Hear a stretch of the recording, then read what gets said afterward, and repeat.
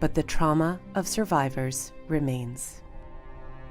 The military of Myanmar committed mass sexual violence, which includes rape, gang rape, forced nudity, forced witnessing of sexual assaults, sexual mutilation, and humiliation.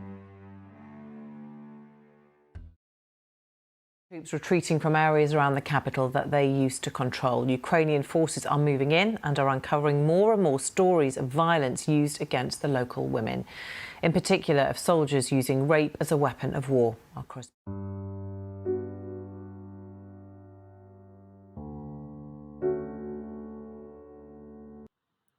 As previously seen, refugee women are highly susceptible to sexual assault, and they face barriers to access psychological support to deal with trauma and pains that arise from their experienced sexual violence.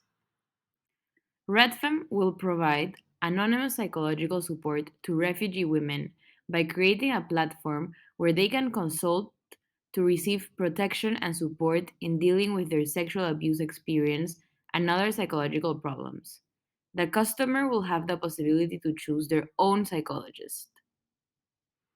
In the beginning, the project will be self-funded and using internal resources.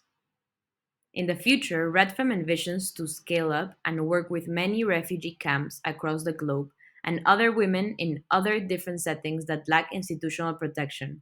To do this, RedFem will crowdfund and partner with private NGOs, government, and humanitarian institutions to fund RedFem activities. RedFem will create an app that can help users deal with their sexual assault experiences through psychoeducation, therapy and counseling, through the platform, and the hotline for emergencies. The psychoeducation platform will provide testimonies from victims so that users don't feel alone in their suffering. Additionally, it will provide some tips and tricks on how to deal with their situation in a healthy manner. RedFem would provide professional psychologists and counselors to talk to and with whom the victims can share their experiences and emotions. The psychologists will be narrowed down based on their qualifications and skills. Both genders are welcomed, but it is up to the client to choose their counselor.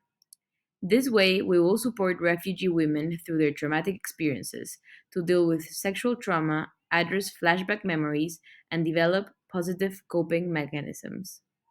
The RedFem platform would not only prevent the victims' trauma to harm their loved ones, but also empower women to protect themselves through self awareness and a positive life approach post sexual assault.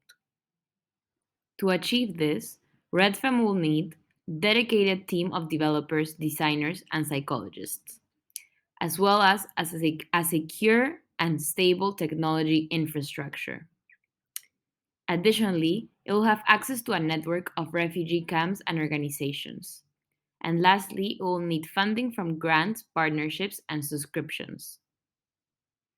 Some of the NGOs and partnerships we're planning to align with are the United Nations High Commissioner for Refugees, the International Organization for Migration, the World Health Organization, Doctors Without Borders, International Rescue Committee, Save the Children, United States Agency for International Development, UK Aid, Canadian International Development Agency, Open Society Foundations, Ford Foundation, MacArthur Foundation, and others.